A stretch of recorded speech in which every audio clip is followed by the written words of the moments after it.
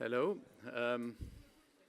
I want to welcome you here to this session, to this very interesting session. I don't think we have to wait for more people. It looks like it's quite full. I'm sorry that the room is too small now for this amount of audience.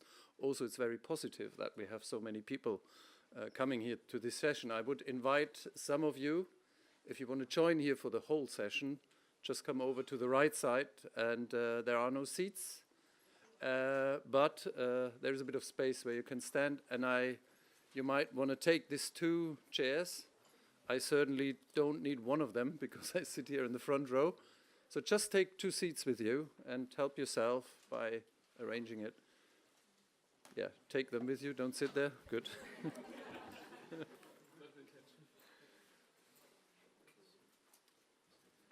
Okay, I'm the chair here. My name is Martin Lenk. I'm from Germany. I'm working in the Federal Agency for Cartography and Geodesy. I was involved for many, many years in the INSPIRE coordination, so it's always a pleasure for me to be here on this conference. It's always very interesting. I always meet a lot of people here, and it's nice to see that this year, again, it's really full. But my role is not actually to waste your time or to steal the time from the presenter, so I will just only say one sentence. I think for many, many years we had to develop concepts and solutions for our ESDI, for our European Spatial Data Infrastructure, but we all know all the regulations are written down, everything is finished, and I think now it's time to see results, to see applications, and to learn from practice from each other, and that's what it's about here. So I'm very curious. I see here is a good mixture of themes. There's open data, there's cross-border, and so we can start with the first presenter. It's Ulla Kronborg Mazzoli from Denmark. We know each other really well. I heard so many good presentations from you. She's talking about the impact of open geodata follow-up study after 5 years. Thank you, Ulla. Thank you.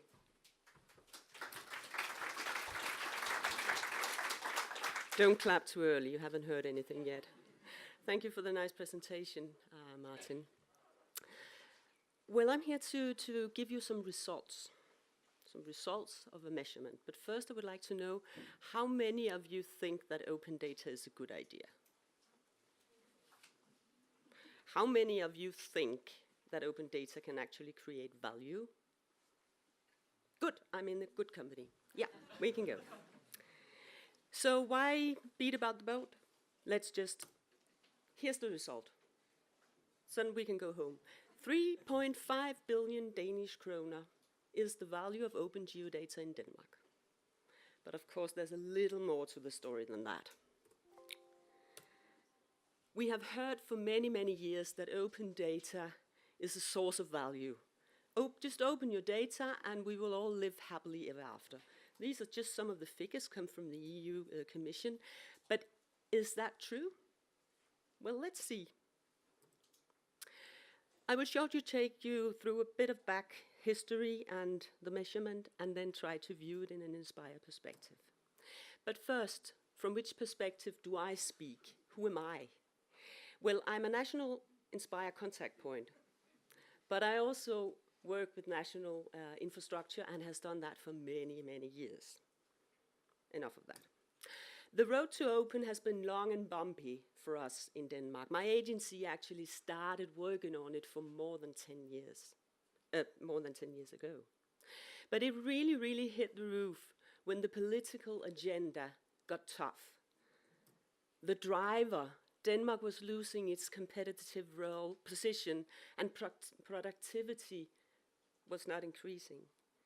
The demographic profile, I'm sure we share this problem with most of you other EU countries, aging population.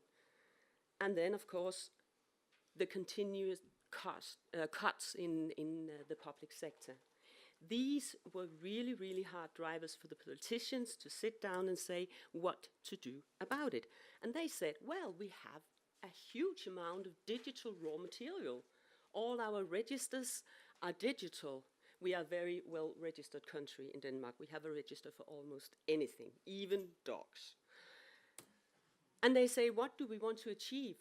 Well, we want innovation, we want growth in the private sector, and we want more efficient public sector. All right, what do? We look upon the public sector data that are mostly used. And then we heighten the quality and we standardize them so that they can be combined across administrative borders and across sectors and themes. We secure that there is a single point of access that's easy to use, and importantly, we make them free and open. And all of this is part of the basic data program of Denmark. Geodata is a part of this, and geodata is what this is about. There are other free and open data within the basic data program. I will not speak about them. But there's nothing that's free. We know that. Someone has to pay somewhere. So our Minister of Finance said, okay, I pay. I pay upfront to the agencies that have basic data. And they did that willingly because there was a good business case. You don't have to read the numbers. The blue is the efficiency gains in the public sector, and the red are the private sector growth gains. So they could see this investment is going to give us value for money. Okay, so we have to prove this, right? And how do you prove that? You have to establish a baseline. My agency did that for the geospatial data, geodata, in 2012, just before freeing and opening the data. Just a quick bit, what is the basic data program? This here is the themes that are part of the basic, or this is the basic data program with all its registers. And when we speak about geodata in this context, it is the geodata that my agency provides. And you can see them here. And maybe you recognize them and say, wow, isn't that Annex 1 Inspire data? And we go, yes, exactly. Because our basic data, reference data, are also our Inspire reference data. So it's one-to-one. Anyhow, start 2013. By the end of 2012, the value, the estimated value of geodata in Denmark was 1.6 billion. You remember the initial ta-ta. So you know something has going on. And is that much or is that not that much? And how do you actually relate to that? Well, as you can see, here's the GDP, and we are not that many persons. And you can do your calculations after the presentation. So 2016, we asked PwC to make a follow-up study. We knew we had a value in 2012. What had happened in 5 years? Were there actually any gains? And here we have it. And the measurement, what does it measure? You can measure this in many, many, many ways. It gives you the socio-economic value, but also this measurement gives you examples of how you actually create value through the value chain, and then touches upon potentials and, very important for us, barriers. It deals with the private sector, the public sector, and it deals with utility companies. It measures the production effect, which is the products, of course, that you make, both in the private and in the public sector, and I will come a bit back to that. It deals with the efficiency effect, and you recall the business case where there was an efficiency gain and there was a growth gain, or a market gain, the productivity gain. And then it touches briefly upon welfare gains, which you cannot actually, there's no numbers, there's no figures, there's no money, but they are there, and I think they are important to keep in mind as well. It's not all about cold figures. Method was questionnaires and in-depth interviews. And it was broadly national, and it contained over 200 firms or personnels. This here is the boring schema of results. And when we saw that first, of course, we looked at the bottom line and said, ooh, wow, we have a double here. We have a double in overall value. That's good. But then we tried to open it up, look into the figures, and we had some surprises, actually. Because when you look at the private enterprises and you look at the production effect, it is no surprise, if you followed the business case, that there would be some. And it is quite significant. New products has emerged upon the open data. But when you look at, for instance, the municipalities, they have a huge production effect as well. If you look, and I will come back to why, if you look at the efficiency, we predicted that it would be mainly in the public sector. But as you can see, it's not that significant. Maybe that has to do with the efficiency already taking place over the years with budget cuts and budget cuts. But you also see quite a significant private sector efficiency gain. And some of the reasons for that, the measurement report says, is that the private firms can now actually use geodata within their own organization. To pay for it was a hindrance, so now they actually use it broadly within their own organization, and there's the efficiency gain. I will give you an example on how we use, how the free geodata are used. And the example will actually also prove or give a picture of the value chain that I talked about. It is from Scalco, which is a small Danish firm. It started from the University of Aarhus, and they are very, very good at handling very, very huge, big data. They have the Scalco Live flood risk software, and it's used for climate adaptation. That is really something that the politicians are very interested in. There is a huge cost coming up on the municipalities, especially on adapting to climate changes. And this tool can actually help the municipalities do that in a more efficient way. Yeah. But what is really, really interesting here is not so much that you can build a software on open data. What is really interesting is the value generative role of data. And that is one of the things that surprised us a bit. Well, we knew there was a value chain, but that it was so specific. You have the first linked users. They are the ones who tap directly into the open data. Then, in this case, you have a private firm who actually create something upon or with the geospatial data and then delivers it to a customer. This is the value chain, and my agency as a provider of the open data deals exclusively with the first link of the users. So we don't know much about what is happening on the third level, where much of the value is being created.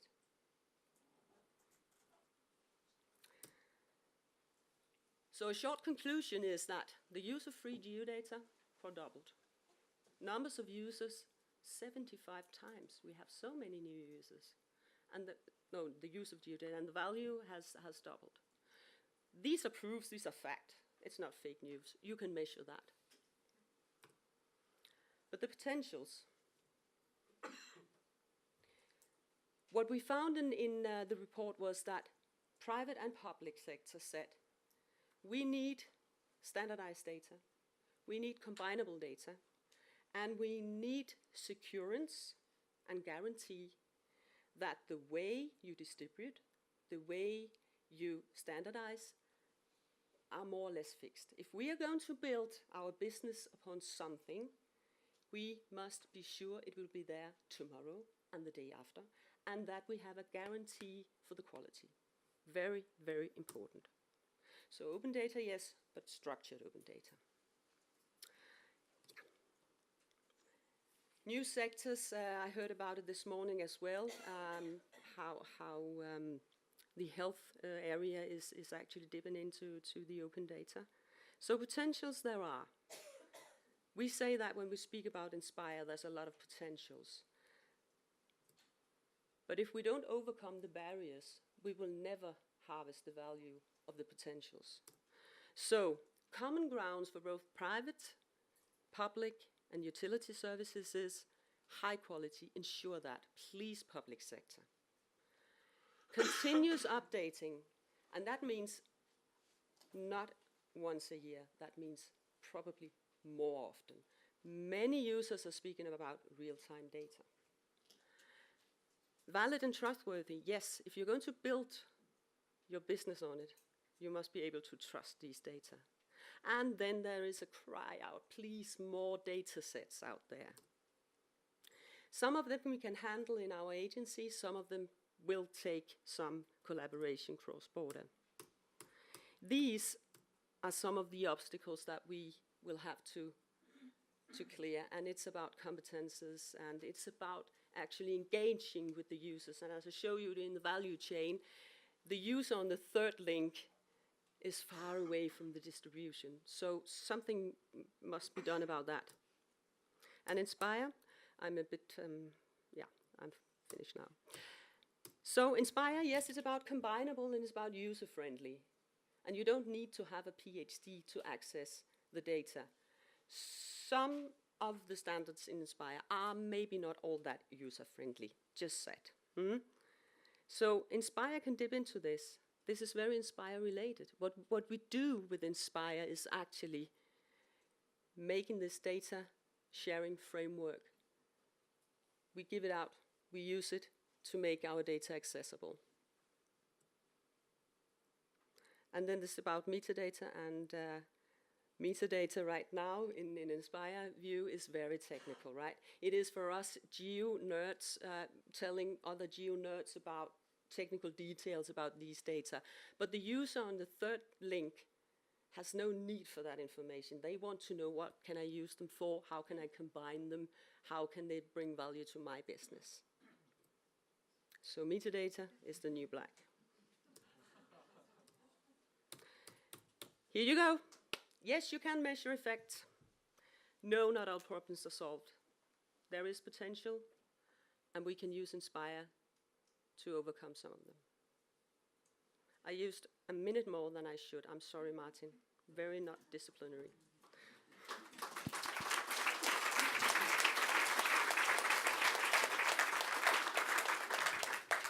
No, you were exactly in time. I needed a minute longer, so thank you. That was a great presentation. Nice pictures, and I think very motivating to deal with open data. We always have 2 or 3 minutes for questions. We will do that after each presentation. So if you have a question, raise your hands, please. Yeah, just a flash one. Thanks a lot. You just mentioned that these figures you shared with us, they will be somewhere shareable through the web, at least to use for reference and also help us justify all these efforts in other countries. Say that again, please, Martin. If the figures you just presented in the slides will be somewhere available through some report or some... Yeah. Oh, okay. Thank you for mentioning okay. that. I bring gifts. I have gifts with me, so you can have one, yes. There's a question there. I saw in your presentations and the figures that the regions have less value. The others are higher in value, but the regions are becoming less in value. Can you explain that? Yeah, that has to do with the administrative organization in Denmark. That regions do not have that many tasks anymore. It's almost health the only thing, so that is why. One more question, short question would be possible. If not, then we come to the second speaker. Thank you again, Ulla.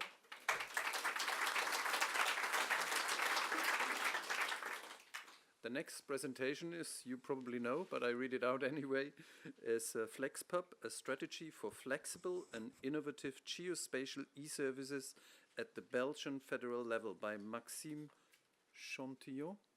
Oh, good, that's good. Okay.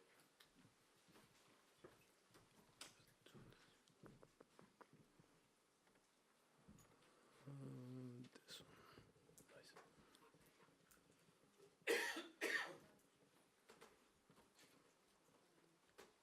Nice. Yes, so good afternoon, everybody. As you see, we'll present at 3 because the project is a combination of 3 universities, 2 universities and a federal organization. So FLEXPUB is about the development of a federal strategy for geospatial e-services in Belgium. The stakeholders that are included, there is the University of Namur that I represent today, the KU Leuven that Maxim represents, and the National Geographical Institute that Rink represents today. And the project is financed by BELSPO, which is the research organization for Belgium. The idea of the project is just to present a strategy for geospatial e-services and to show the links and the challenges that are common to both geodata and to the traditional e-government services. But to give you a bit of background, here is the methodology we plan to follow for the project that has started only a year ago. So this will not be as the previous presentation results, but more early findings, and we hope maybe to get reactions and to discuss with you for the next step of the project. So first of all, we made in-depth interviews and a baseline survey to analyze what were the challenges in Belgium regarding geospatial e-services. Then, to find out the solution, we base ourselves on the COBIT framework that is separated into different enablers to be as integrative as possible, which goes from policies and regulation about all the different policies such as PSI, Inspire, the GDPR that will influence these e-services. The processes necessary to gather the requirements and develop the e-services, the organizational structure that are very specific, as you maybe know, in Belgium due to its federal nature, the culture in the public sector, the information and the data exchange between organizations, the infrastructure necessary to the delivery of e-services, and the skills necessary to enable geospatial e-services. So a broad view that we will try to validate through case studies to determine our strategy later. But we will not go into detail about it today. We will mostly focus about the requirements and some early recommendations that we can do at this stage. So maybe ready for that. So here's just a list of the baseline measurement of the parties involved, because Belgium is it's a very small country, but it's a very complicated country. It's very fragmented, and maybe only at federal level we are still able to bring together all players, and that's what we intend by the baseline measurement. Also, we have did a questionnaire and interviews on the federal level, on the regional level, and on the local level. Provinces are involved as well, the private sector, and we have a follow-up committee with the heads of the federal agencies. We try to have a very inclusive approach, so there are also the ministers involved, also attending our meetings, and in this way we try to build a feeling of ownership. So at the end of the project or halfway of the project should be all taken up into the real administrative changes. So what is one of the most important or obvious outcomes of our baseline measurement is the first question was, do you make use of e-services? And only 3/4 makes use of it, and of that only half of it uses e-services with a geospatial component, which already shows that the uptake of geospatial information is not fully optimal. The same applies, in fact, to the offering of e-services. Only, 3/4 of the administrations offer an e-service, and of those, only half of them have a geospatial component. You can also question this yes and this no, because during the interviews it became clear that many people don't know what is geospatial information and also what is an e-service. But some people are not even aware that they're using geospatial information. But I will come back to that later.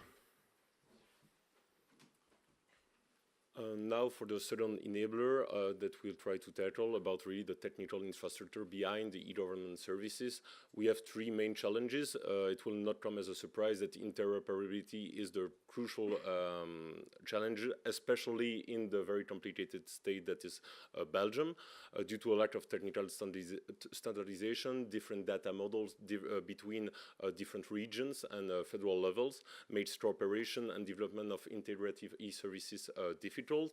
The data exchange is always difficult with no standard contracts and no reliable exchange methods. There is also a lack of shared hardware and software, because when you talk about a federal state, the problem is that each different component of the state buys its own hardware and software and have troubles developing it in common. And then the user friendliness of e-service is very, very fluctuant among different levels of the federal state due to the different maturity of the levels. Now I will leave Maxim to talk about the organization. Yeah, one of the enablers was also the organizational structures. There are 2 points that are clearly important here. The first of all is the organizational relations within the same administrative level. At the federal level, we see that there are several organizations, but they're all working in a very vertical structure. And there is not a lot of cooperation between them. Everybody is doing something, and it's all interesting, but there's a lack of cooperation. And sharing geospatial data is especially difficult. A second point is the cooperation between different administrative levels. You have the federal level, you have 3 regions, you have 3 communities, etc. And there is a difficulty with the governance. They all have a different way of approaching their policies. They all have a different way of making their policies.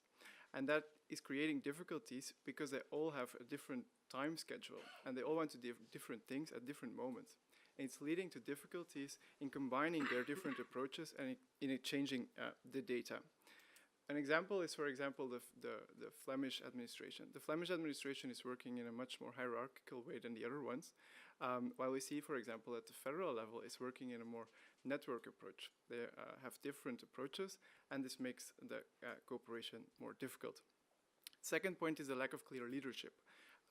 We see, especially at the federal level, that the federal government was in the beginning of its legislation, of its period, not very interested in what digitalization was. It was especially a tool to reduce the costs. And only at a later stage, the digitalization was added. There is a minister for digitalization, but as I said, in the beginning, there was no clear policy for digitalization. Now this is increasing and it's improving. But if there is no clear leadership, then it's difficult for the administration to develop an overall and coherent policy towards digitalization. Another point is the people and the skills enabler. We see that there is a very strong digital divide among the citizens. And this is not so much related to the fact that people are not using their tablets or the internet or mobile phones or social media. No, it's something different. We see that they use social media. They are buying things online, but they are in fact not using the e-services that the administration is offering. So there seems to be a different gap than what, for example, our minister in Belgium is always proclaiming. The second point is also the public sector attractiveness. It's very difficult for the administration to find the right profiles. Not only because the people working in the administration or what the administration is doing is not always interesting for young people with a specific IT background, but also because it is difficult for the administration to give the specific rewards that are also given by the private sector. And a third point, of course, is the lack of financial resources. Especially in Belgium, this seems to be difficult. In the beginning, digitalization, and still now, it's seen as a tool to reduce the costs. But in the beginning, digitalization is always costly. If you want to develop a specific program, then it's costing money. And for example, other European countries are increasing their budget specifically for digitalization, but Belgium seems to be more difficult in this field. Principles and policies is also important. First of all, we have the divergences on the opinions of open data policy. There is a willingness to share the data at all levels in Belgium, and there is a clear impact of both the Inspire directive and the PSI directive. But what we see is that there is a difference in the motivation. Some administrations really want to open their data, but they're telling a different story than what the European Commission is, for example, telling.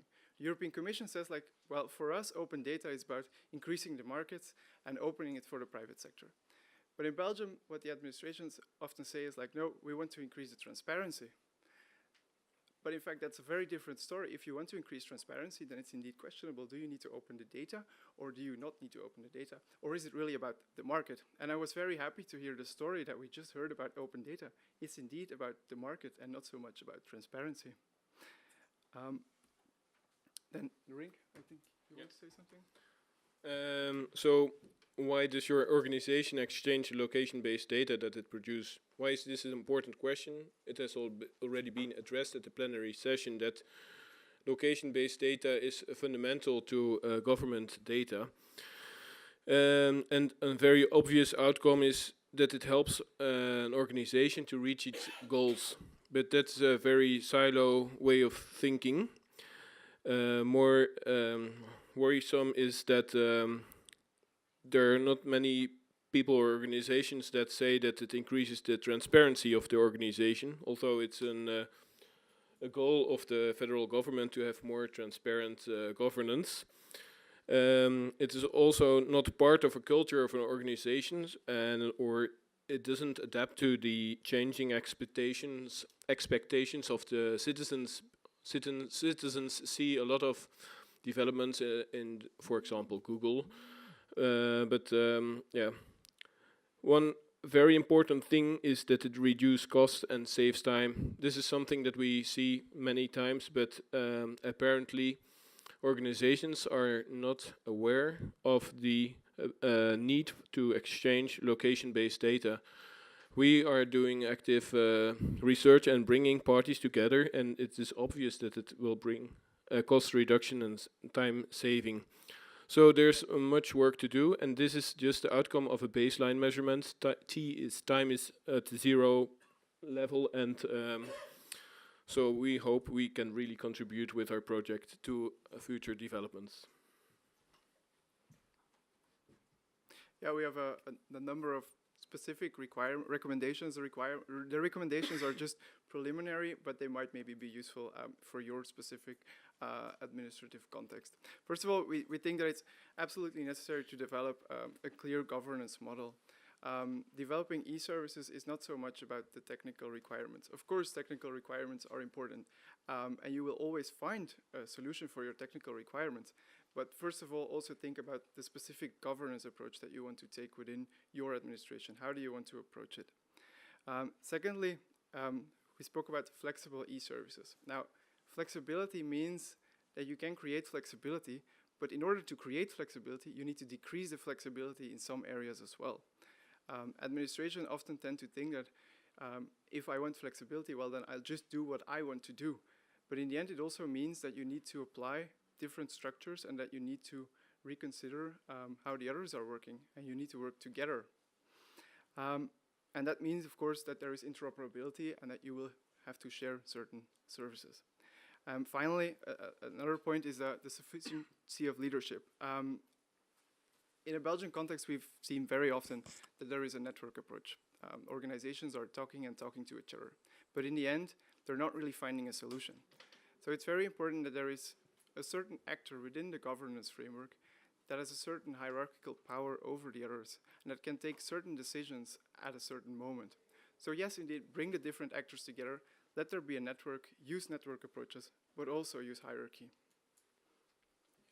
And to conclude with the last recommendations, what's often said with, for example, the DigitalNet is that when we talk about digitalization, we often tend to simply digitalize the existing processes and not rethink the processes. So it's always to say that the administration has managed their informatics turnaround because they have computers, they have digitalized processes, but they have maybe failed their information turnaround because they don't rethink how they can add value to their processes. That's how the use of location-based data could, in our opinion, be very helpful in that regard, to improve service delivery and more targeted policy design. We can think, for example, of applications such as Better Street with intervention of citizens that are location-based, that cannot be truly successful without a true rethink of the existing process. We have example of failure in such projects in Belgium because they did not rethink their processes and just thought that the digitalization of the existing process would suffice for their digitalization, and also exploit the value of non-traditional areas such as health or education. So just briefly for the next steps before we go our time, we simply present the first step, the requirements for e-service delivery with the baseline measurement. Now in the next 3 years of the project, we will hope to have, of course, we have in our research some leads for solutions that we will try to refine through case studies to really have widely accepted strategy that we will, we hope, suggest to the federal government and that will have a concrete impact in the future. So that was mainly the presentation. If you want more information, go on our website and don't hesitate to contact any of us if you have any ideas, recommendations, because we are at the first year of our project, so it's really interesting for us to have your ideas and recommendations about it. So thank you for your attention.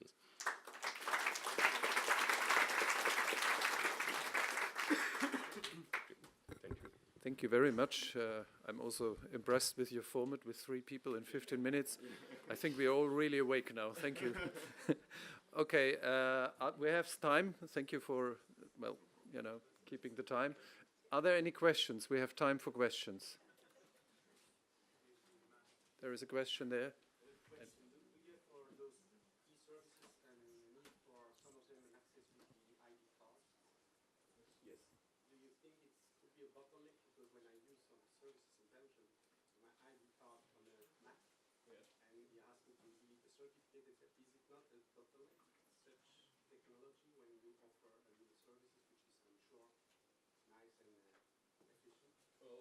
Apparently it is causing problems, of which I wasn't aware. I don't have an Apple computer.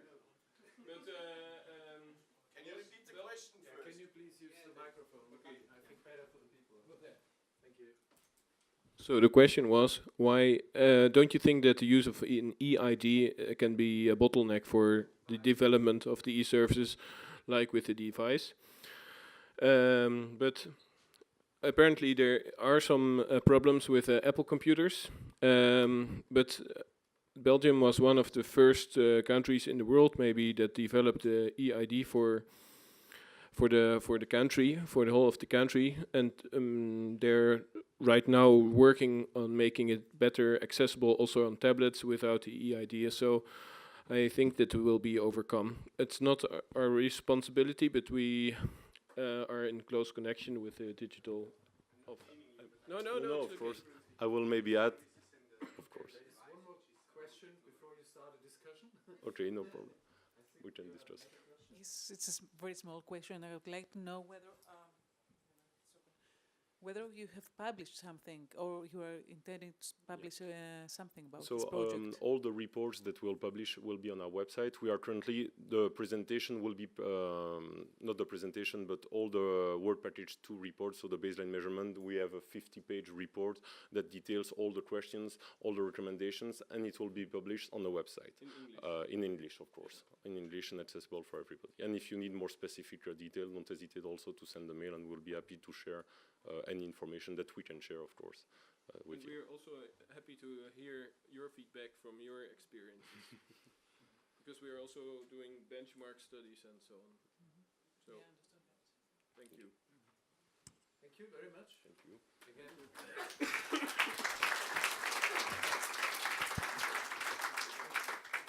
Thank you. The time is perfect. I'm pleased. We come to the next presentation from Armin Retterath. He has the title Inspire, Open Data, What Comes Next, and How Should All This Work Together? A big title.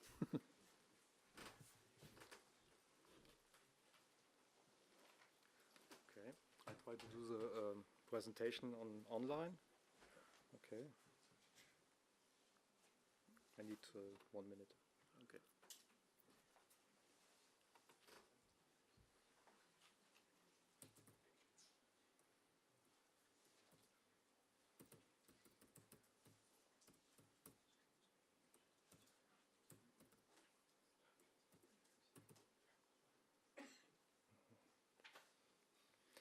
French keyboard. Mm. Mm.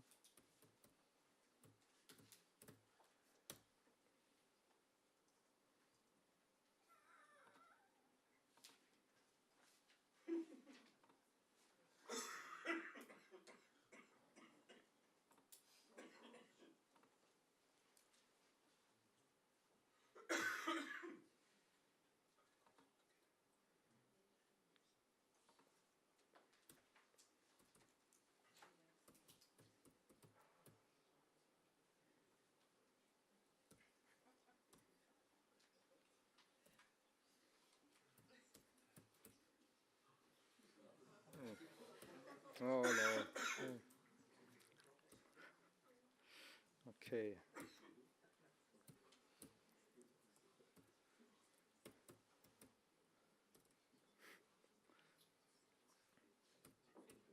I hope it works. 10 now have, but no full size screen. Okay. Okay. Hello together. My name is Armin Retterath and I'm the chair of the German Working Group for Network Services since 11 years now.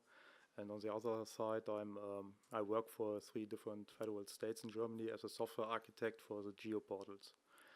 And the presentation is about how maybe to fill up the gap between Inspire metadata and Open Data metadata and maybe transparency metadata for the next few years. I think many SDIs will have problems in the next few years to export metadata between different portals. And therefore, let's have a short overview. After a short introduction, I will claim maybe five problems which will occur for more or less in the next few years, and will show you some possible solutions for those problems of Inspire, and will show you also a practical example, a live example, how to sync metadata from geoportals as Inspire metadata with existing open data portals with really less work. Okay, and after this I maybe give some lessons learned. Okay, our domain puzzle now, we have 4 different domains, maybe the open data domain, the federal freedom of information domain, the e-government domain, and Inspire domain. And 2 of these domains we know really good. Oh, wait a moment.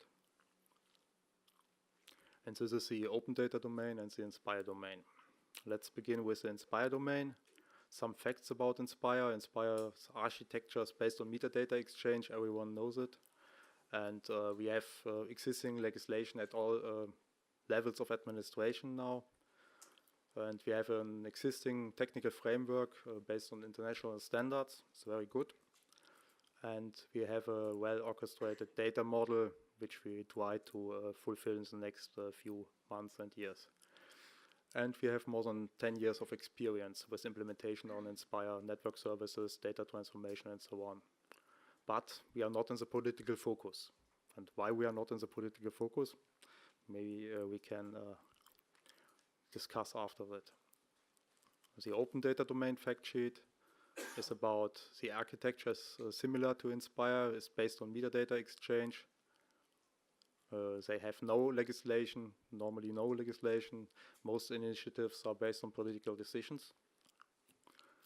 And there is no consistent technical framework in Europe for accessing datasets, open data datasets, or identify them. And most open data portals worldwide are now built up on the CCAN software. I think many of you know this software is an open source software from the Open Knowledge Foundation and is well distributed whole worldwide. And I think 98% of all open data portals worldwide based on this CCAN software, metadata catalog software. Okay, the meta model we have now since maybe 1.5 years DCAT or DCAT AP profile for Europe, which is implemented or defined from DigiConnect and is based on semantic web standards, which we now in Inspire don't use. And they have the possibility to reuse vocabularies from other domains, which Inspire don't do now. And it's currently in the political focus. It differs from Inspire.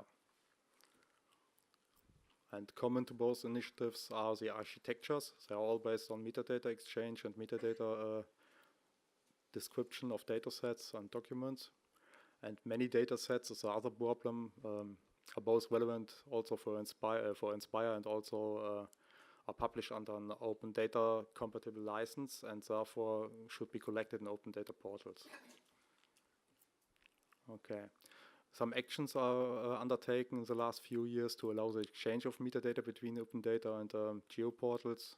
So I think United Kingdom began first with the implementation of their central data portal, DataGov UK, and they implemented plugins to harvest CSW interfaces from Inspire and from other geoportals, and also implemented an interface to give up spatial metadata from this central data portal. And the European Union developed this GeoDCAT AP profile, which was published, I think, 2016, and it allows the integration of Inspire metadata, Inspire ISO 19193 as 39 XML documents into the upcoming European Open Data Portal. Okay. In Germany, we did, since 2013, a development of an export handler for our central metadata catalog to transform those files into CAN-JSON objects, which can be harvested from our central German open data portal, which is a little bit difficult because we are also a federal state. And these are the things which have been done in the last years. Now come to the problems which are faced now. We have many, many different portals with the same metadata, sometimes more than once integrated in these portals. And we have open data portals at European level. We have open data portals at German level. We have open data portals at German federal level. We have open data portals at German municipal levels. And we have many, many geoportals which share those metadata. And the problem then is if we have a look in these catalogs, which are published now, and compare the dataset descriptions in those catalogs, we see that the descriptions differs. Maybe some descriptions are more than 1 year old, some descriptions are very recently, but most of them are old, and the links and the URIs don't work anymore. That's a very big problem. I think we built up a big system of metadata with no one can use. The next problem is that we have don't defined licenses in open data portals. It's obvious that we need licenses, a list of licenses, and filter about licenses. This is only done in open data portals. And in the most geoportals which now exist, there is no possibility to filter about license, which is open, which is not open, which data set. And Inspire handles this license not only in text fields, and we have now a vocabulary for defining those licenses, referencing those licenses. It's a very big problem, and I think we should solve this problem. The next problem is that many open data portals use CCAN, and CCAN has an information model which defines organizations as entities, and therefore they have the possibility to filter about the organizations, and you can click on one organization. This is an example from Greece. They built up their geoportal on CCAN software, and it's very easy to use for most people to click on one organization and see all the data sets which are published from this organization. In Inspire, we have this responsible party role, and responsible party email text fields, but they have no identifier or something else, and therefore you can't reference them and you can't sync them with open data portals.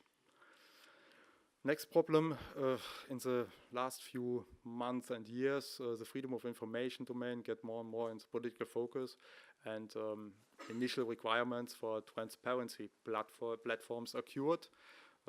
These are two examples, one from Hamburg and one from Canada. And the first developed open data platforms have been transformed into central transparency platforms, which not only publish data sets, but also publish political decisions and so on, and many documents. But they are published in one central platform, combined with spatial metadata.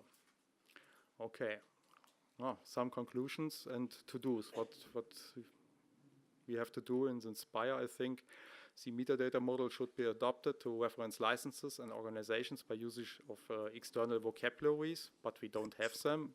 Then we have to build some vocabularies, I think. It will be, there's a demand for a pan-European organization ontology. Maybe this would be defined by DG Connect and maybe referenced by Inspire to connect the Inspire metadata to these organizations and not to the text fields which are integrated in the metadata. And it makes sense to to develop a consistent and interoperable history model for vocabularies. In this case, source files. I think this is a thing which should be standardized and is not done till now. To reference code list with a history, we are completely history on this phase. Okay. Some other conclusions and to-dos. We have to glue these different domains that I showed before together, and by creating a semantic interoperability between these domains. And only if we achieve this, we will be possible to integrate our Inspire data into other e-governmental processes, which should be our goal.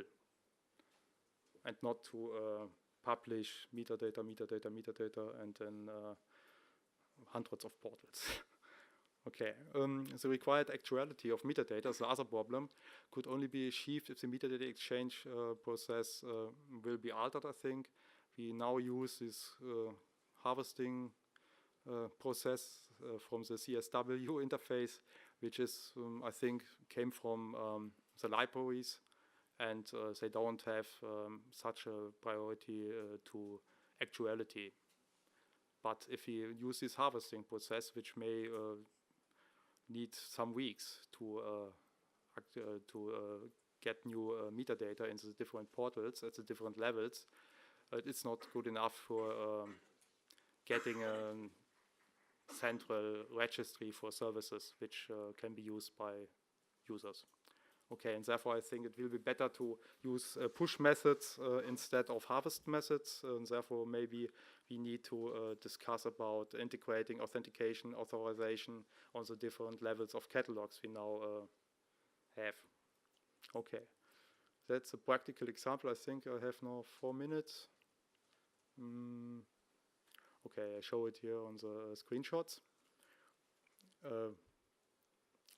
Metadata exchange is push methods. We've implemented a prototype to push metadata from our geoportal in 3 different states into central open data portals, which are based on CCAN software.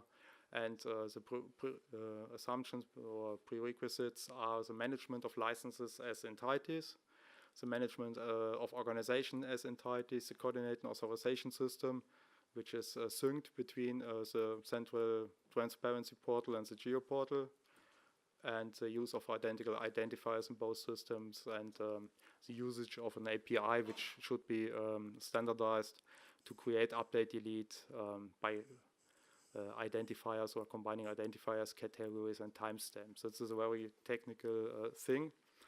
What we achieved then is if you added a metadata set in our geoportal or alter the metadata, you have the possibility, we have now 100 different organizations with published metadata.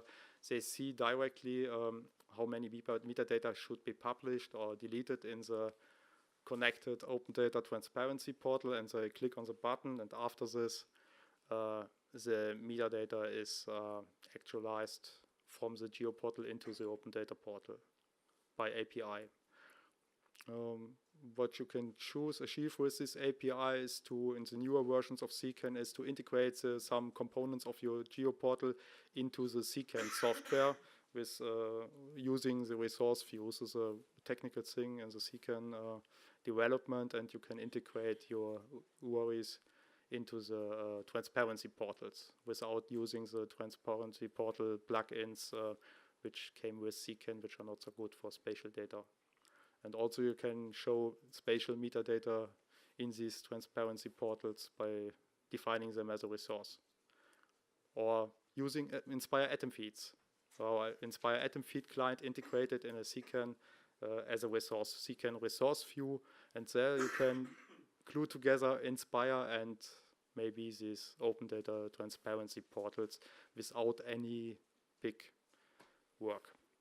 Okay, lessons learned. It's possible to build up one central metadata portal which meets all common requirements of spatial, open data, e-government, and freedom of information domains. And it's imminent that you use as few metadata elements as possible. And close cooperation between e-government SDIs is crucial for this success to do it. And keep it simple. And then I'm at the end and I'm ready for questions.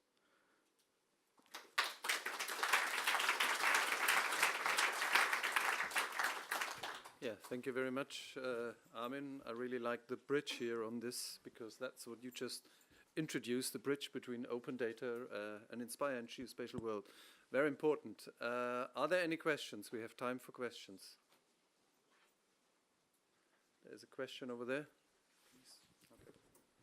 Yeah, thank you for your very interesting presentation. You were saying that one of the problems is that there's no real identifier for organizations.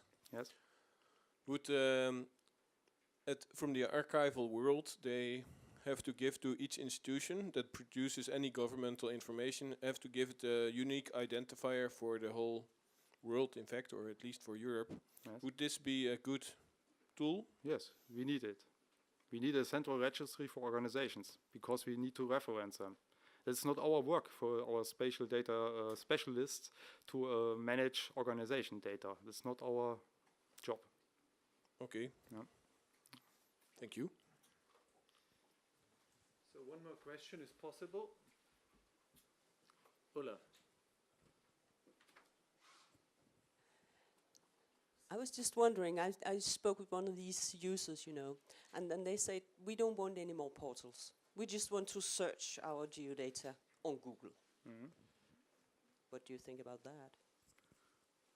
This is very good. You can achieve this if you publish interoperable metadata. Maybe you use RDFA and you publish your metadata in form of HTML and aggregate some, push some attributes in this HTML files, and then Google you will find your metadata with Google or other search engines, no problem.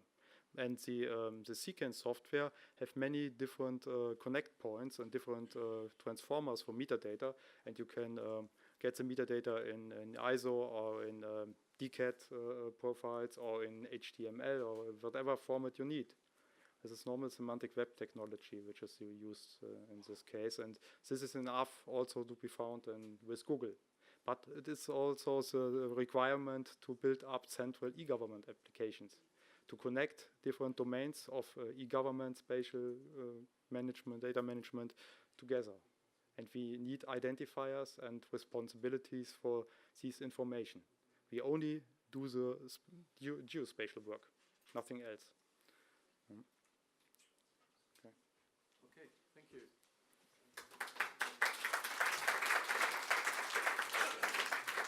Thank you. We come to the next presentation, still perfect in time. Thank you to all of you. It's called Difficult Word in English, Interdisciplinary Usage of Inspire, presented by not Klaus Kneipoff. I guess somebody, yeah, you're doing it on behalf of him. Can you just come? Thank you. You have to tell us your name then. Yeah, of course. Find the presentation. Not Is the, yet. Just to escape. I did. Oh, okay. Is the hostess here somewhere? Because we got some technical. Oh, F11. Doesn't work. Nope. Doesn't work. No. Oh, can you just, sorry, it's a different keyboard and you just need the next presentation. This is the browser. Oh, I don't know. We need technical advice on a technical conference. Okay. Is this the folder for the presentations? They're probably already open, yes. But I need there's a video file as well. Okay. Is it here?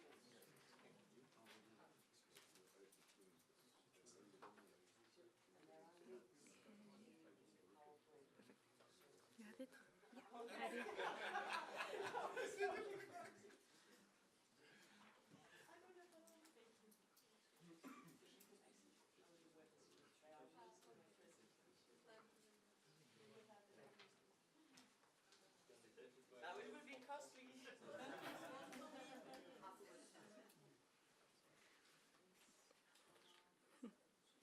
So welcome everybody. My name is Sonja Haas. I'm working for the State Office for Spatial Information and Land Development in Baden-Württemberg as part of Department 32, which is responsible for spatial web services, especially regarding the official spatial base data and also, of course, Inspire. Today I'm here to tell you about two projects that illustrate how a spatial data infrastructure can be used to create added value to support administrative authorities and the general public as well. So I'm going to start with short legs, short ways. This is the nickname of an accessibility analysis that was performed last year upon request of the Federal Ministry of Education and Foreign Affairs. The ministry is responsible for over 4,000 schools. They have to manage the schools, they have to develop the future guidelines for education, and they perform a lot of statistical analysis, but by the time with hardly any spatial relation. So their wish was to be able to evaluate spatial coverage, which is quite difficult if you know where your schools are, but the only spatial data available are the points. So there was need to create some commuting areas for the school locations. And the project aim was to provide a structure from services that supports the ministry and allows to evaluate spatial coverage. So automating the database processes was a very important part of the project. And thanks to the standardized services and interfaces, this is fairly straightforward. So any difficulties in particular? Yes. But this had nothing to do with the infrastructure, it was down to the data quality. So I've got an example here where you see that the original location is 2.2 kilometers off the place where it actually should be. So if you perform an accessibility analysis for pedestrians, this will cause your analysis to fail. So identifying the data errors is very, very time consuming, but it is essential if you want to achieve good and reliable results. And everybody who works with data knows about the problem of data become obsolete and are not updated, wrong spelling or different spellings in attributes, coordinates or geometries are wrongly recorded, or the data set is just incomplete. In case of the school project, there were also about 40 schools missing, but they're not recorded yet. So Inspire is a lot about, there's a lot of attention drawn to data models and standards, which is good because the infrastructure will speed up your work process, but the best infrastructure is of no use if the user later has to invest a lot of time to deal with data errors. And this should not be forgotten because right now there's a lot of talk only about the data models. So the workflow of the project, it did start with a simple Excel spreadsheet containing 4,000 addresses and coordinates. So all the addresses were geocoded again to identify the errors and adjust the data errors. Something is wrong, yeah, here. To check the data quality, this was done by an house internal API via HTTP protocol and automized in the database. Second part was to generate the commuting areas. So this was again done by a web service, this time an external one. And what it does, it calculates isochrones, which are the areas that can be reached for by car, bicycle, or on foot in a specified time frame from a specific location, in this time the schools. And as you see on the bottom left corner, there's an example. It's fairly straightforward, so the parameters are transferred via the URL. So there's the point for the school location, the vehicle, this time foot, so calculation for pedestrians, the time limit to 1,200 seconds, which means 20 minutes, and the buckets are 4, so 4 intervals are 5 minutes. And the results you see on the right, so the darker the color, the further away from the school location. This is an example for the city center of Kehl. Next step was to include the spatial days data service as WFS, the residential areas, because if you look at accessibility, there are areas that might not be of interest. So for the Ministry of Education, it's not of interest if there's a forest or industrial area. They want actually to know where the children live. So we did include the residential areas. And this is where the data enrichment happens, because now you get a lot clearer, better picture. And this is the example for the city center of Kehl for 3 primary schools. And as you see, the dark green is within 5-minute range, light green 10-minute, and orange 15-minute, and so on. And you will notice that the shapes are quite irregular. And this is down to the routing, because it shows the real distance and not the linear one. So it's not a simple circle. And areas that seem closer are actually further away, in case the roads are parallel and there are no crossroads. So you have to take a turn or walk around. So, and now we have those commuting areas, and they can be linked to any attribute you want to evaluate. So it could be what foreign language is taught on the school to see how the coverage looks like. Or is there any afternoon care for the children in case both parents go to work?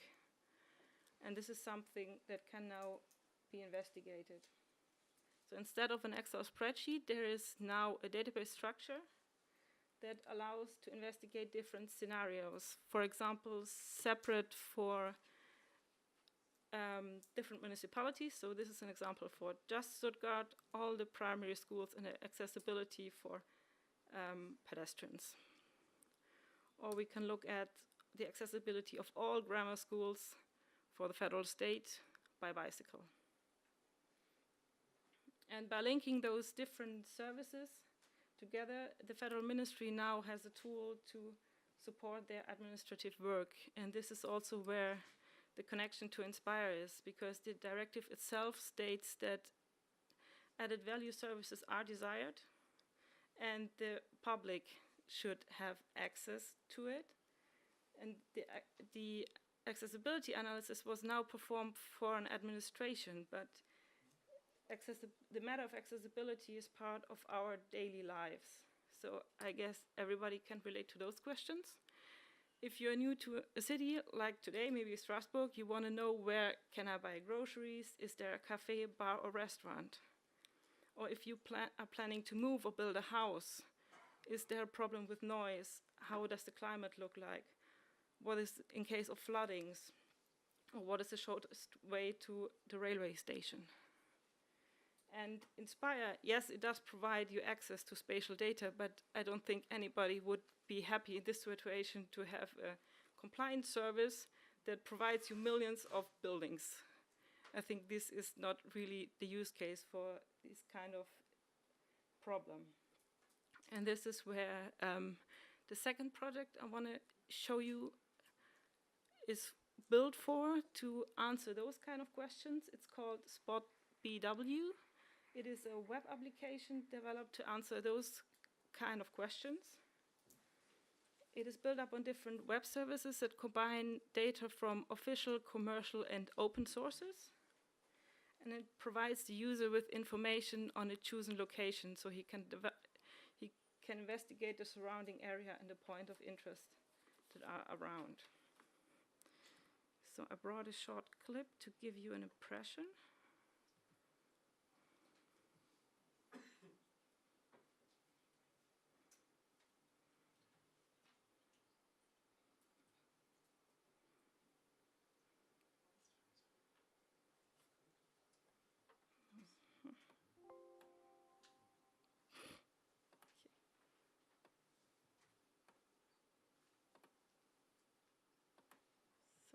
start again.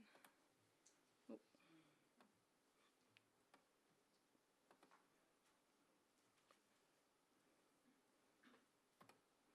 So at first, the user can choose the location by entering a street name or an address, and the application will then get the position. And then the user is able to pick from different points of interest that are organized by themes. So, for example, mobility. So where is car sharing in the area? And there you see the connection between the different sources. So you have an official map with the car sharing places and the internet link provided to get more information about the company. Or you can look for supermarkets or the kindergarten or a bank. What is actually most interesting for the user is not just where is it, it is where's the closest to my location and how do I actually get there. So there's a routing option as well that will show the user how he will get to the point of interest on the shortest route. It is developed for mobile use as well, and you can choose between different background maps like photos or the normal maps. And again, in this application, the data are prepared and the web service specifically combined to result in a new product which is tailored towards the requirement of the user.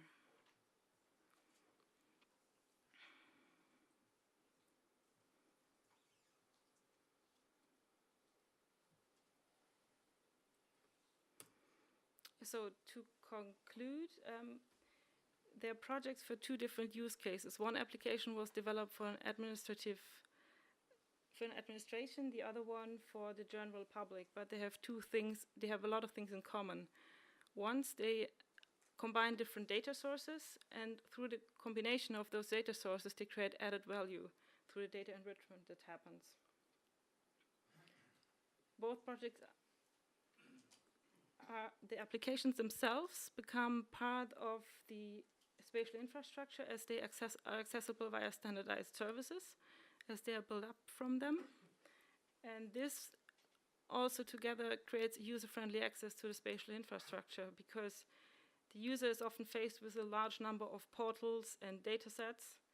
So if you combine the data in a sensible way, this will help the user, will be a lot friendly user access to the spatial infrastructure. And Inspire is not just about data models and the harmonization of data and then later just storing them and maintaining the data. In the end, applying Inspire is about providing the link between spatial data so they can put to practical use. Thank you for your attention.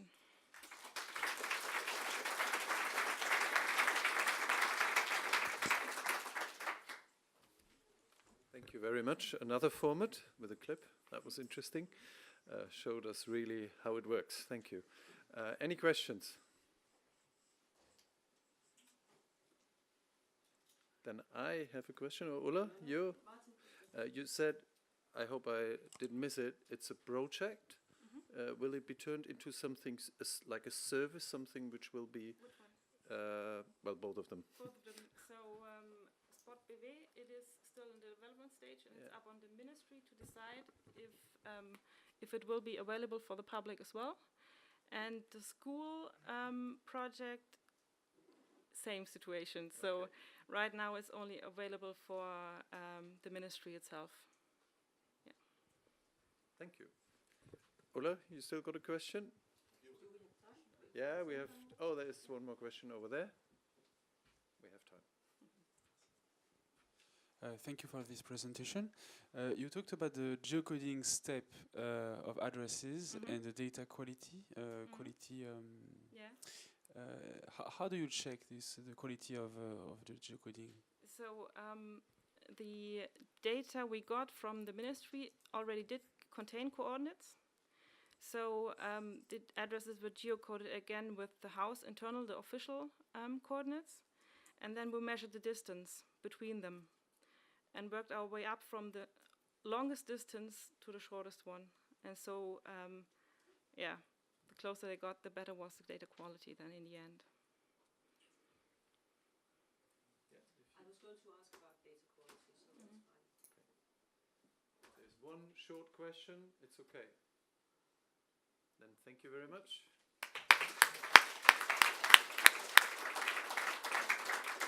So I ask for the last speaker, who are speakers, I learned as well. It's Nathalie Delattre, and we will find out about your name later.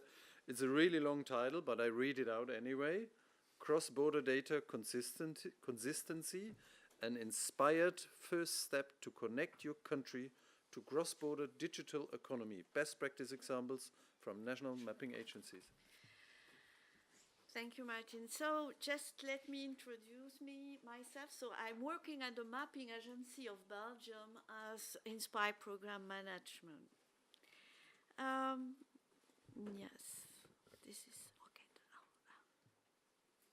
Just no. And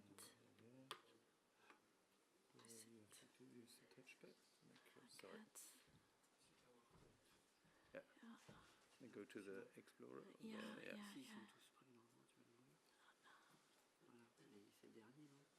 Where is it? No, okay, but yeah, with all the notes, it's not.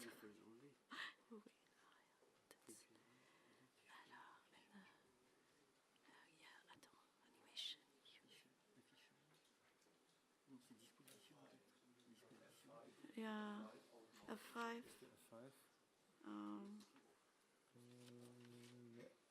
Here.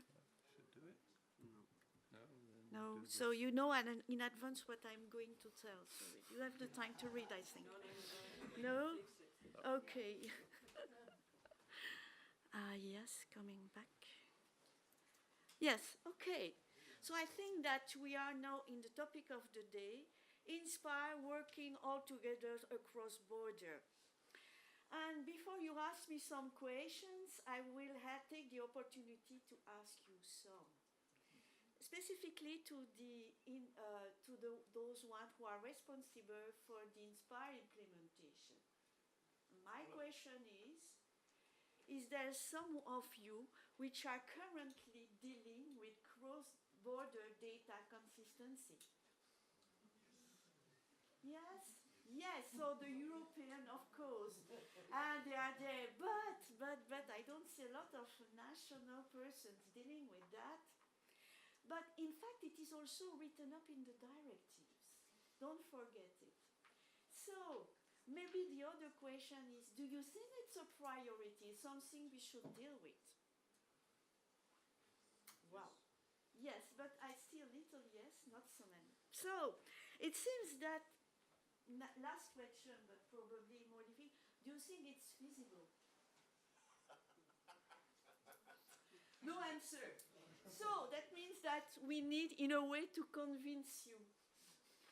And that it is, first, very important to establish cross-border digital economy, and we will tell why.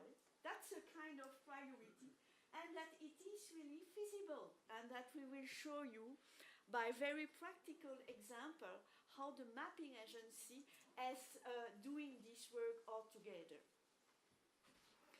So, as we speak about cross-border activities, I will share the presentation with Pierre from IGN France. I will introduce the pragmatical approach we have set up for making proper matching at cross-border area within the Eurogeographic Association, and Pierre will introduce you on the best practical example for stating common state boundary and making it matching between our master data sets. Well, first pillar is to have common state boundary, you mean? Well, if we let the national data set as they are currently, you will see here that we have two different state boundaries, which are the authoritative data set. You see the red Belgium, the black France with 30 meters gap, and the river which are making the reference along the border side. We have also different digitalization. That means 4 different portrayal criteria to decide of a common state boundary. Okay? Next step, You see here we have, in fact, in the Eurogeographic Association, this ELF topographic base map, which is available on this European Location Framework Platform, thank you. And it's based on the national data sources master level. So at that zoom off level, that looks nice, but if you go into detail, you see French Belgium, you forget the connectivity, and you are not able to make a proper network or spatial analysis. And it's maybe also owing to different portrayal and selection criteria. I give you another example. See that, okay, this is some things we need to solve. Well, now speaking about the general approach we have decided to put into common in the framework of the Eurogeographic Association. The first step is to agree on common state boundary. And for that, we have already a good experience in our pan-European data set, which is at the 250K level, so Euro regional map, Euro bundle map, we have Euro global map. What I can tell you is that actually we have been able to state common state boundary at that level of details. Now the main challenge is to go in a more accurate level of detail, really tackling the master data level and 10K thousand. So we are starting the work already. And the idea is to put this data set in commons and to agree on a common state boundary. We have also the very high precise level, which is at the cadastral resolution. Two aspects. It's a result of negotiation process, but we can look that at a pure technical aspect, saying that we have negotiation between our partners and that we have an international border that fits just for matching purpose. But we can go a little bit far beyond, looking to the legal aspect. What we feel is that technical aspect is something we can achieve in short-term vision. The legal one, we are not in the power to decide on behalf of our juridic and legislative law. That means that it might take longer term. It's why we have split the activities in two. The first technical aspect in the ELF data set, and this legal aspect into the state boundary of Europe knowledge and expert network. So Pierre will give you a brief overview of these. Next point. Well, it was also not just stating the state boundary, but also register the information of the edge matching information. So we create connecting features as points. So the register the location of the edge match line, and line which register the location of the edge match area. And all these connecting features are locating on agreed state boundary. And they can be set up at different level of detail. So all these edge matching information, state boundaries, are structured in data model, and we have created data specifications. When I say it is INSPIRE compliant, I mean that we have used the INSPIRE code list to structure these informations. So GMLs are available, UML, and that we are able to work with INSPIRE dataset. That means that when you look to these pictures, you see that the connecting feature point store the information of the feature it connects, or if it is a water course, or if it is a road, and mainly the INSPIRE ID of this connected features. And you see that the documentations are available, publicly available on this ELF platform. We have the data specification, but we have also set up technical guidelines for proper matching and processing. So, and also to classify some evaluation rules showing some typical issues in edge matching and how to solve them. We have also asked to some of our tools provider to implement these edge matching rules inside their tools. For example, one station has done that in testbed. It's still a restricted access under the ELF platform. So, my last slide before to leave the floor to Pierre is that now that we have covered this methodology and processes, let's start with some best practical example between France and Belgium. So we have decided since last year to agree on a common depiction of our state border at master level. So we really use our master data source at 10K scale, and that we will match three teams: the hydrography, the transport network, and the building. And if you look to the first picture, we see that we have already succeeded into a technical agreement of international border and even to a common border river. So, but you see that it's along 620 kilometers, and that we have detected, I would say, around 2,000 connecting points, so that we need to match, and around 200 connecting lines. So the work has still to be done because IGN has provided the information and we have to do the work as well. So I will let the floor now to Pierre, who will show you how we have stated our common boundaries and edge matching. Thank you, Nathalie. So before doing the edge matching, first you must be convinced that you have to share a single digital line with your neighbor. And I want first to speak to you about the process, but quite quickly. My first task when I took this job was to try to convince my colleague from Interior Ministry, Foreign Affairs, or Financial that the issues of INSPIRE were very important, and INSPIRE gave us opportunity to solve some problems and to create this line. So at the right, I show you some steps of the validation, dispute area, technical agreement, and validation, bilateral validation. And at the left, the process which at its end gives you a validation of a single boundary line.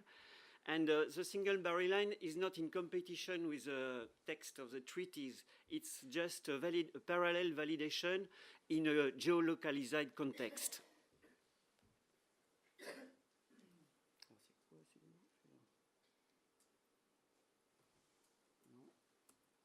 Oui, yes. So here, this is a state of play in France now. After 3 years, we can say we have all our boundary lines shared with our neighbor. And this is necessary before beginning the edge matching that we did with Spain and Belgium. And you can see that somewhere we have technical agreement because the juridical validation can be very long, and we didn't begin. We're just starting with Germany now. But we did it already with Switzerland, Italy, and Spain. And you can see with the black dots in Spain and maybe in Belgium that we create a new concept of temporary solution. I will explain you in the next slide. But first, I wanted to say that the dispute area in red, like Mont Blanc with Italy or Bidasoa Bay with Spain, were excluded at the beginning of the process because if you have historical diplomatic dispute, it's impossible to negotiate anything. So the works were going very well because we exclude them at the beginning.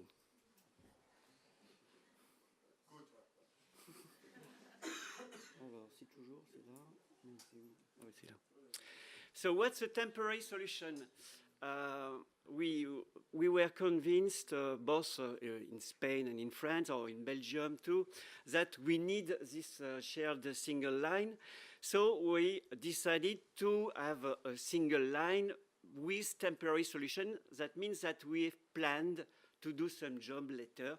Because with Spain, for example, only half of our marks were already measured by GPS. So we have to move them again in the future, and we scheduled to observe some of them each year. And without this temporary solution, ELF project proposed us first to create an intermediate line between the two proposed lines from the two countries. And it doesn't satisfy anyone, because when you superpose the layers, you can see a line in the field, in the middle crossing of the field. And yes, okay, I'm going quicker. When you, for the edge matching, you have a work of negotiation. One country proposed candidates to be connecting points. With, each connecting point is like a wire of an electric network, and it's very important to have the same connecting point. So you have two fields to get agree. It's geometry and semantic. But about semantic, in fact, it can afford two different feature class. So that's quite easy. For the geometry, we decided to be agree with an accuracy of 3 meters minimum. Here's the more difficult problem of edge matching. I have drawn a braid for you because it's not a very known name. When you have rivers on the course of your boundary line, or trails too, foot trails, it can happen. It's very complicated to get agree.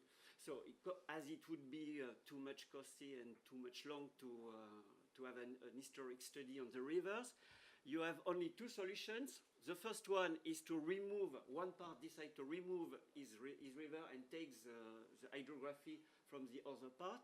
The second solution is to remove all the connecting points in the river, and then to allow the application to cross to go across the boundary line.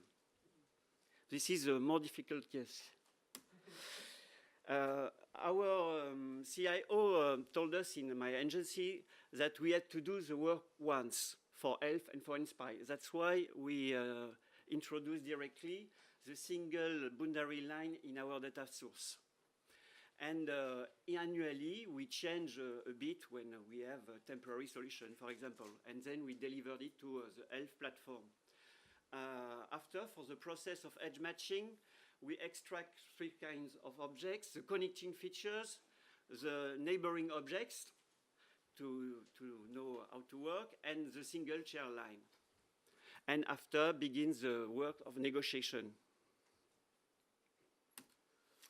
Now, the 2 last slides for our message. The first one is to compare the boundary line as a plugging outlet that allows maybe in the future the digital economy to flow across all the country. Imagine an application working in one country when it can get twice powerful and more interest when it flows between 2 countries. Imagine between 40 countries. Imagine until Russia, maybe, because Russia is part of Eurographics too, and they have a platform until Vladivostok.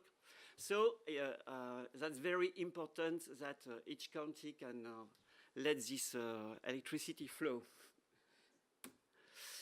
And the last one is to say that we discovered badly that the cross-border was at the last priority of INSPIRE, declared as last priority of INSPIRE, but we consider it's a very important thing.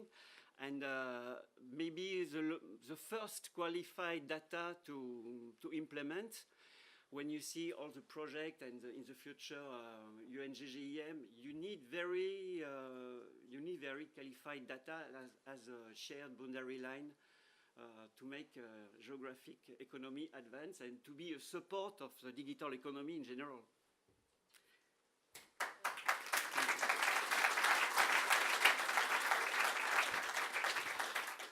Thank you very much.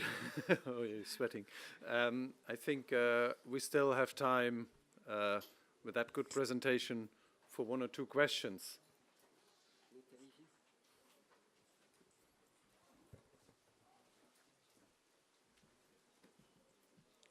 Thank you for the very nice presentation.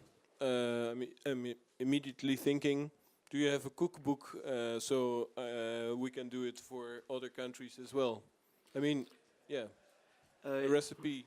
It is in course to be done. We have meetings next month to create it in together with other countries. A cookbook. Yeah, a cookbooks with best practice and the things to do. I think that we have a set of this kind of technical guidelines that can be applied to any cross-border issue, and it's not just national European, it can be applied to region as well. So it's very general, generic methodology that everyone can apply.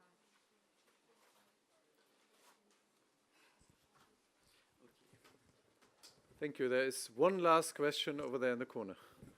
A question for Nathalie, but maybe also from my other friend from Belgium from the second presentation. I think the example you showed here about cross-border, I think it's necessary also in order to provide flexible e-services at the federal level in Belgium. Because a lot of the organizations that have to provide those services, they need to have access to data from both Brussels, Walloon region and Flanders, which requires then some governance issues and solutions. I was thinking on, do you see a role for the EGN to do the same, or to use your experience here in the context of Belgium, France? Do you see a role for the EGN to do the same within Belgium and to bring the parties together from the different regions? Because actually the providers of flexible e-services at federal level, they really need this, I think. Thank you for this question, because in fact it is an issue that has been raised inside the INSPIRE coordination committees, and we decided to set up a specific workshop on cross-border issue between regions, mainly focusing on the hydrography. So it's part of the answer. We start slowly but surely, we hope. Thank you very much. We need that in Germany as well. Thank you. Let me do a very, very short and brief roundup. I think the speakers deserve that. I think we learned about the benefit of open data. We learned about the challenges and recommendations from a study for e-services. We had a technical perspective of integrating INSPIRE and open data approaches. And we had a very nice practical example, actually two, from Bavaria, how we can use INSPIRE. That's what we are waiting for. And we just learned that we're all busy INSPIRE, but we forgot to harmonize our outside borders. Sorry for that. So thank you very much for this very excellent and very good presentation.